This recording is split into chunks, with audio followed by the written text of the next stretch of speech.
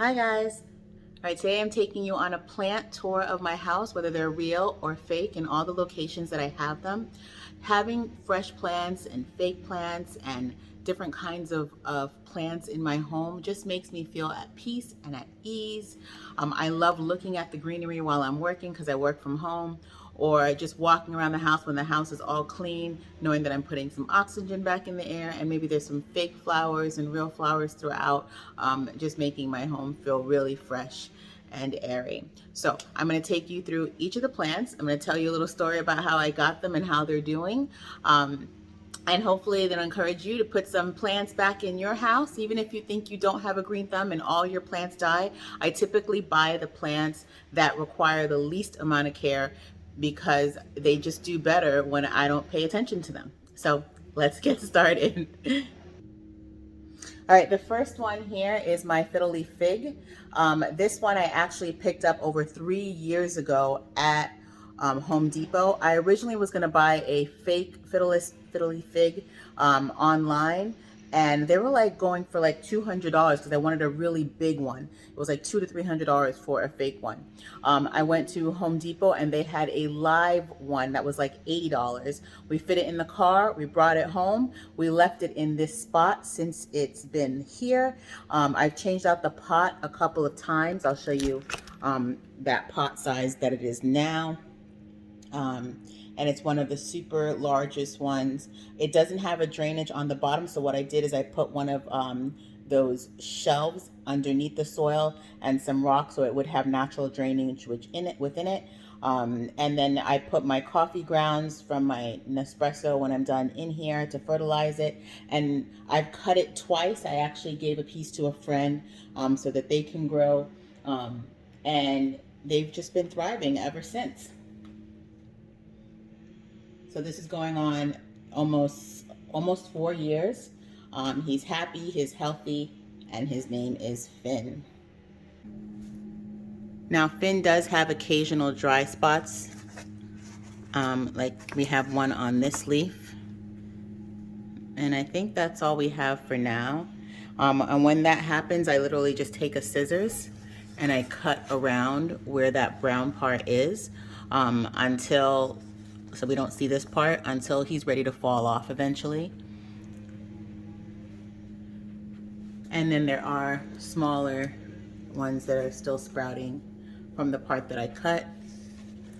And I did that because I wanted it to grow more full versus growing more tall. So I'll zoom back so you can see it.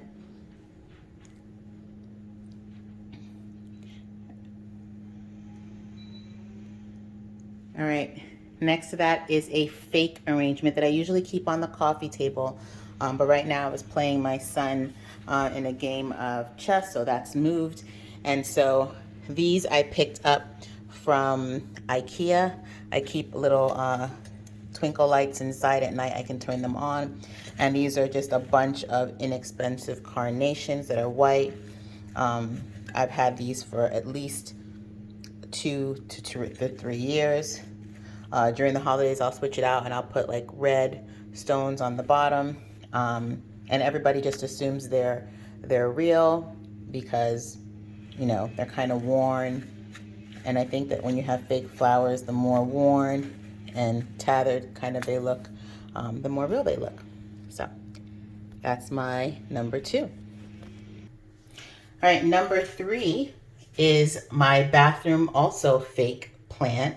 Oils, I hide the drainings of my essential oils inside this fake plant in the bathroom, and it kind of sits by the sink.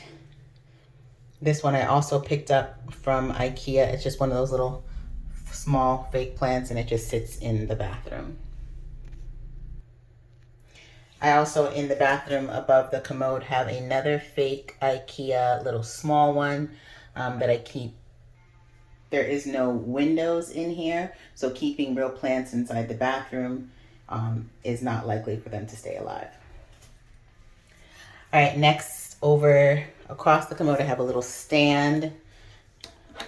And then in here is a little collection of fake little succulents. All right, moving to number 6, I have this poinsettia.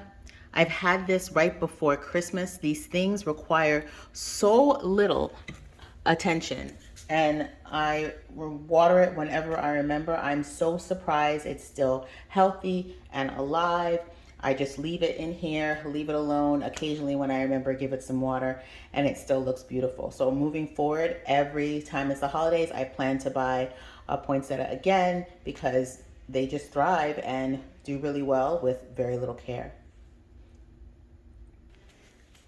All right, this is plant number 7. This is my mother of tongue or snake plant. I keep this one right above our calendar. This one I also picked up at IKEA. I've had it for about 2 years. Occasionally I take it outside to get some sun, but now it's really cold in Florida, so I brought it inside. These, again, since they're like a succulent, they require very little attention, and so it just continues to grow and thrive. Again, occasionally I put some of my coffee grounds in this guy as well and water whenever I remember. All right, here's plant number 8 and number 9. All right, the first one is one of those vine, easy to grow plants. I have it by the window. I just fill it with water. And this really cute planter I got from Marshall's, and just has little piece of my elephant bush actually broke off. So I just snipped the bottom, put it in here to grow roots, and then I'll replant it into a new pot and then share that with a friend. So that's number 8 and number 9. Number 10 is my Monstera plant. So pretty. I used to actually have it outside, but the way that the light faces in the home, the sun is too scorching hot for it, and it did burn the leaves. So bringing it inside where it's right next to a window seems to be the best option, and she seems a whole lot happier. Her name is Monty. And again, I put the coffee grounds or eggshells sometimes inside. And then her roots kind of grow and hang, but I don't mind. I actually really like that. The plant stand I picked up at IKEA, and I haven't changed the pot since I've placed it in there. Again, just like this one, there is no drainage right on the bottom, so I have on the bottom of this one tons of rocks so that it has some natural drainage inside of it. Bye, Monty. All right, this is number 11.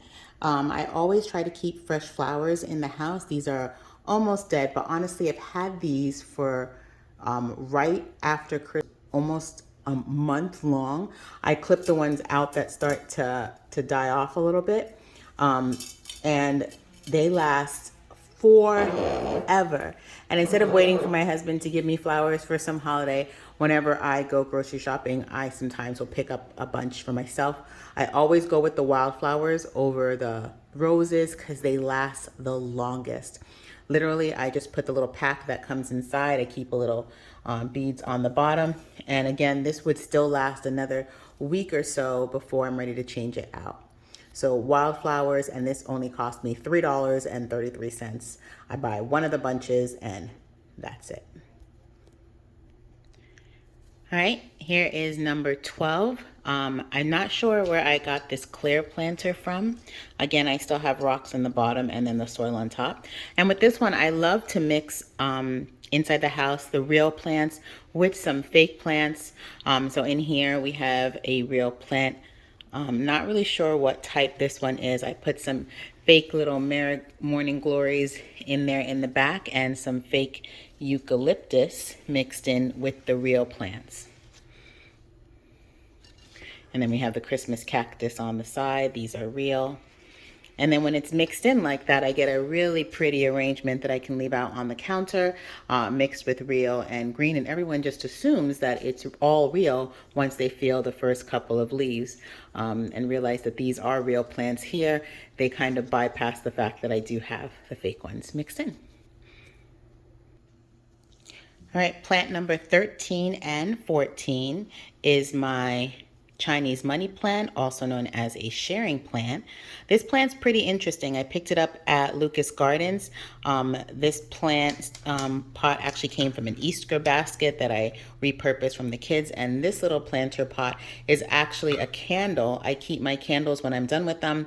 I clean them out, put them in the dishwasher, put rocks on the bottom of it, put soil, and I use them as planters. And then the plants that I put in these, I usually end up sharing with someone. This sharing plant usually starts to grow babies inside the soil over here when it's time, and then I usually replant these into another pot. So this one actually came from this mother plant. This mother plant actually gave me two or three sets already. I've given out two of those sets, and then this is a third one that I replanted here. And then when this one starts to grow babies back again, I'll replant that into a planter, and then I'll give away this this guy. And so these are really simple. I keep them right here on the kitchen counter. Sometimes I'll move this one and put it someplace else and put my little oil diffuser, especially when I'm cooking. But these require very little. The leaves are almost like succulents, you can say. You water them when you remember. You put a little coffee ground or whatever dumped in there, or some soil fresh, just to keep it going. And they thrive. In the direct sunlight, they can parch and get burnt leaves. So I find that just putting them in a window that gets really good sunlight is enough sunlight for them without them getting scorched. So 13 and 14, my Chinese money plant. All right, next we have the Chinese money tree. This one I picked up maybe 2 or 3 years ago from IKEA. I have an even bigger one outside. It's not the bamboo one, but like the braided tree version. Sometimes I put it outside to get some sun. You can see that some of the leaves can get parched that way. And I'll just end up, clipping this whole branch or clipping just the brown leaves off. And that way all the good energy will go into the nice, healthy leaves and it will continue to grow. So this is a popular one, really inexpensive to have and very little care. All right. Number 16, this little guy, he is fake. I keep him next to my rose quartz in the heart of the kitchen. And this one was in a pack of 3 from IKEA with the one that's in, I think, the bathroom. Super cute. And I just leave it in the kitchen when I'm cooking. I'm taking you outside for plant number 17. 17, again, I said is the set for the money plant that I keep outside. Again, this one was also purchased at IKEA, but when you plant it outside, I feel like it grows in a bigger pot and it gets bigger. So this one is just in the patio, doing really well. Number 18 will be these fake hanging pearls. Number 19, this is actually a snake plant that my mother-in-law gave me a piece of. I just replanted it into a flower vase that I had. I put a cup actually on the bottom so that it would have some drainage because I didn't have rocks at the time. And he seems to be happy, thriving, growing strong. All right, 20 is this elephant bush. Absolutely beautiful. I'll try to insert a clip when I usually transfer it sometimes inside. It grows really well all year long. As long as it's not too hot, it'll continue to thrive.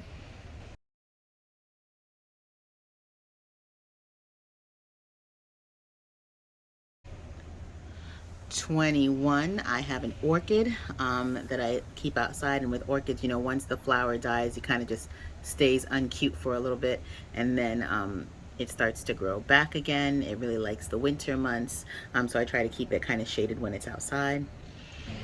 22, I have a hanging vine plant like the one that's hanging by the window. This one was scorched out in the sun. I forgot it out there, and so it's trying to come back to life. So I keep clipping off the brown leaves, and eventually she'll catch up again. All right, 23 is another succulent, requires very little care. Don't know the name of this one. Just had this one planted. It was gifted to me from a friend, so it's in a little tin can that they painted green. It's a pretty little succulent.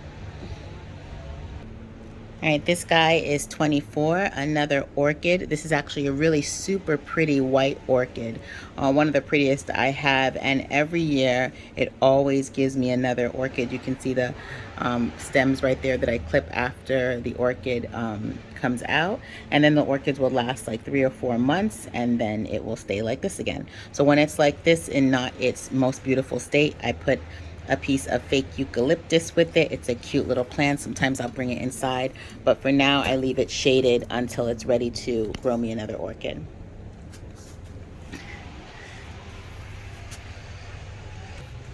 All right, this guy is 25. It's a real pearl succulent. Another succulent here, 26. All right, they require very little. I might change out the pot on this one, but I love the little pearls that hang. Next we have one of my favorites, and this is known as the Wonders of the World plant. I have a video that I'll put out soon how this cured my contact dermatitis. This takes out inflammation. My mother sometimes will wrap her knees if it's hurting her in this plant. It came from a friend's yard that's from Panama. The leaf is kind of like an air plant because once you take one of these leaves off, you can literally pop them off, put them in a book. They'll sprout the roots around the edges and you can plant it, and it will grow very quickly, very little care to maintain. And definitely if you're dealing with any kind of inflammation, skin issues, it's definitely gonna help you out. And that's a Wonders of the World plant. All right, this guy is 27. I'll zoom in. It was hard to get this one up there. This one is from IKEA, just the little ones that you get in their fake little section. I chose to put a fake one up here since I'm not climbing up here very often, and it puts a little green pot by the window. All right, here we have number 28. This one belongs to my husband. He always forgets to water it, so sometimes they look like they're about to die. Just clip off the brown parts, add some more water, and they sprout up just like this one. This is like a palm plant, also again from IKEA, in a little tin that he keeps by his desk. All right, 29, another fake plant from IKEA, a little green one that he keeps on his shelf. All right, number 30 is a fake plant I picked up from Marshall's, and I keep this one in the laundry room. Again, a room with no windows, but when I open up to do laundry, I have a little greenery. Number 30. 31 is in the small little commode in the master, again from the set with IKEA. 32, I had my husband hang in the shower. This bathroom has no windows, but this is a hanging plant from, I think it was Home Goods or Marshall's, that I had him hang on a hook, so when I take a shower, there's greenery there as well. All right, this is number 33, I think. This is just 2 Monstera leaves put inside a vase that I had from an arrangement. The piece of plant that's hanging on the side is just a piece that broke off from the bathroom, and so I just hung it on the side, and this just stays in the bathroom, so there's greenery there. 34, bedside table. I do keep fake lavender. I'll put essential oils on it that smell like lavender occasionally, and these just sit on the nightstand. All right, this is 35. Don't mind the luggage cases. We're packing for a family trip. This is a fake Fiddle leaf fig in the bedroom. It doesn't get a lot of light, and so I went with a fake one versus a real one. My husband works upstairs and he likes to keep the blinds drawn because of the computers, and so a fake one in here made more sense. And so this would be 36 on my nightstand. Same concept with the lavender, and this will be 36. 37 is a fake plant that I keep by the front door, and it's in a vase as well, and these are just fake sunflowers. You know, if I'm having company over, I'll switch them out for real ones, but on a day-to-day, it literally just has the sunflowers by the front door. Side on 38, this is actually a real hibiscus plant, and when it blooms, it's beautiful. But for the holidays, I mix in some fake poinsettias, and they're really bright and vibrant, and mixed in between, everyone just assumes that it's a real huge poinsettia.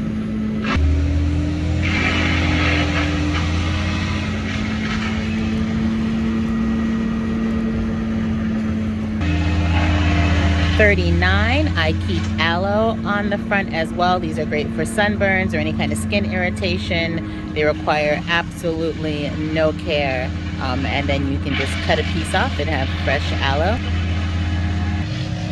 And last but not least is number 40. This is a plant that had flowers when I originally bought it, but the greenery never dies. It's kind of an evergreen and doesn't die at all. All right, can you believe it? That's actually 40 different plants I have all throughout my house. I love it. Some fake, some real, but really helps my home feel like a home. Hope you enjoyed. If you have any questions about what type of plant is what, I'll try to put a list of the type of plants that are all throughout the house in the description so that you know what those names are of them, and then you can just rewind the video when you hear me call it that. The official name will be in that description box. All right, talk to you guys again. Thank you. Bye.